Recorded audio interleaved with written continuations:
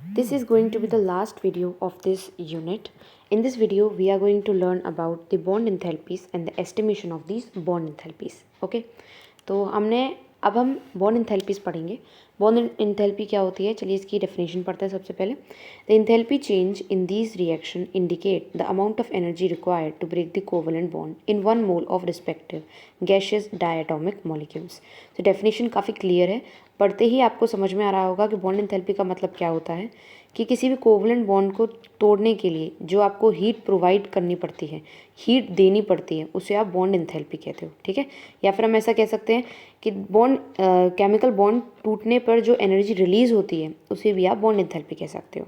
एक बार दोबारा रीड करते हैं. The enthalpy change in these reaction indicate the amount of energy required to break the covalent bond. ठीक है, तो कितनी अमाउंट ऑफ एनर्जी रिक्वायर्ड है एक कोवेलेंट बॉन्ड को तोड़ने के लिए. ठीक है, कोवेलेंट बॉन्ड आपको पता है क्या होता है, जिसमें शेयरिंग होती है इलेक्ट्रॉन पेयर्स की. राइट, ठीक है, तो आपका कोवेलेंट बॉन्ड जब तोड़ने के लिए एक एनर्जी की ज़रूरत होती है, उस एनर्जी को आप बॉन्ड एंथैल्पी कहते हो. और वो एनर्जी जो है आपका जो एटम है या जो मॉलिक्यूल है वो गैशियस डायटोमिक मॉलिक्यूल होना चाहिए. डायटोमिक मीन्स मतलब 2 एटम्स तो एटलीस्ट होने ही चाहिए. जब तक आपके 2 एटम्स नहीं होंगे तो तब केमिकल बॉन्डिंग तो पॉसिबल नहीं है. ठीक है, तो 2 एटम्स होने चाहिए. गैशियस मीन्स वो गैशियस फेस में होना चाहिए एंड तो वो गैशियस डायटोमिक मॉलिक्यूल होना चाहिए. These numbers are in fact a measure of strength of the bonds. These energies are called bond enthalpies and are directly measurable in case of the homonuclear diatomic molecules. इसी को हम क्या कहते हैं, आपकी bond enthalpies कहते हैं. The enthalpy या फिर the energy required to break a covalent bond, उसको आप कहोगे बॉन्ड इंथैल्पीज. ठीक है, तो अब हम आगे पढ़ते हैं. वो है हमारे पास enthalpy of reaction from bond enthalpies. अब आपको कोई रिएक्शन दे दी जाए और आपको बोले कि calculate the enthalpy change, so what will be the formula for that. Formula simple easy सा रहेगा आपका, इंथैल्पी चेंज रिएक्टेंट की माइनस इंथैल्पी चेंज प्रोडक्ट की. ठीक है, अगर हमें कोई केमिकल बॉन्ड को तोड़ना है और एक न्यू केमिकल बॉन्ड फॉर्म करना है, ठीक है, जिसके जब न्यू केमिकल बॉन्ड फॉर्म होगा तो कुछ अमाउंट ऑफ एनर्जी रिलीज भी होती है. ठीक है, एक केमिकल बॉन्ड को तोड़ने के लिए या तो आपको एनर्जी देनी पड़ती है एंड समटाइम जब आपका न्यू प्रोडक्ट बनता है तो उसके साथ एनर्जी जो है रिलीज भी होती है. तो आप उस एनर्जी रिलीज या फिर बॉन्ड इंथैल्पी को कैलकुलेट कैसे करोगे, टोटल बॉन्ड इंथैल्पी जो है रिएक्टेंट्स की. एक रिएक्टेंट तो नहीं होता, कई सारे रिएक्टेंट भी हो सकते हैं एंड एनी 2 रिएक्टेंट्स भी हो सकते हैं. तो जितने भी आपके पास रिएक्टेंट अवेलेबल हो उन सब की जो है बॉन्ड इंथैल्पी को एडअप करिए, सम अप कीजिए. ठीक है, सम अप करने के बाद उसको माइनस कर देंगे किसके, सम अप ऑफ प्रोडक्ट वाले मॉलिक्यूल से. ठीक है, तो जो प्रोडक्ट के पास इंथैल्पी चेंज होगा या कह सकते हो आप बॉन्ड इंथैल्पीज होंगी उसका, और रिएक्टेंट की बॉन्ड इंथैल्पीज होंगी उसको. ठीक है, इसमें थोड़ा सा एक चेंज क्या है कि रिएक्टेंट से हम प्रोडक्ट को माइनस कर रहे हैं.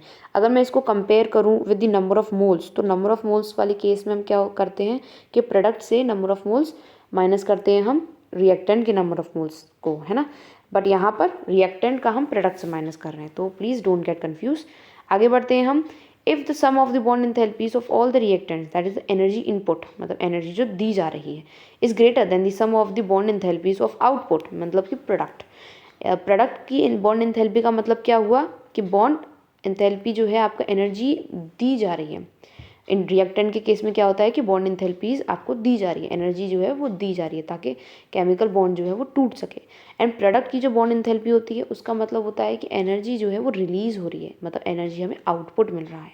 ठीक है, तो अगर रिएक्टेंट की एनर्जी जो है ज़्यादा होती है देन दी प्रोडक्ट, तो डेल्टा एच क्या होता है हमारा पॉजिटिव, मतलब कि reaction will be endothermic. Endothermic क्यों हुआ, क्योंकि आप ज़्यादा एनर्जी दे रहे हो, मतलब आपका रिएक्शन जो है वो ज़्यादा एनर्जी क्या कर रहा है, एब्जॉर्ब कर रहा है. तो जहाँ पर एब्जॉर्प्शन होता है एनर्जी का, उस रिएक्शन को आप क्या कहते हो, endothermic reaction. And contrary to that, अगर आपका नेगेटिव आती है डेल्टा एच की वैल्यू, तो वो आपका एक्सोथर्मिक रिएक्शन होता है. और डेल्टा एच की वैल्यू नेगेटिव कब आ सकती है, जब प्रोडक्ट की जो है एनर्जी ज़्यादा हो. प्रोडक्ट की एनर्जी ज़्यादा मतलब एनर्जी रिलीज ज़्यादा, और एनर्जी रिलीज तो हमें पता है वो कौन सी रिएक्शन होती है जिसमें एनर्जी रिलीज होती है, वो होती है एक्सोथर्मिक रिएक्शन. ठीक है, एक बार फिर से बताती हूँ मैं, ध्यान से सुनिए. जब आपका रिएक्टेंट की एनर्जी ज़्यादा हो देन द प्रोडक्ट वन, तो delta H will be positive and the reaction will be endothermic. And if आपके रिएक्टेंट की एनर्जी कम होगी than the product one, then the delta H will be negative and the reaction will be exothermic. Okay, हम यहाँ पर देखिए एक example. That is the hydrogenation of ethene. अब यहाँ पर ईथीन का हाइड्रोजनेशन किया जा रहा है।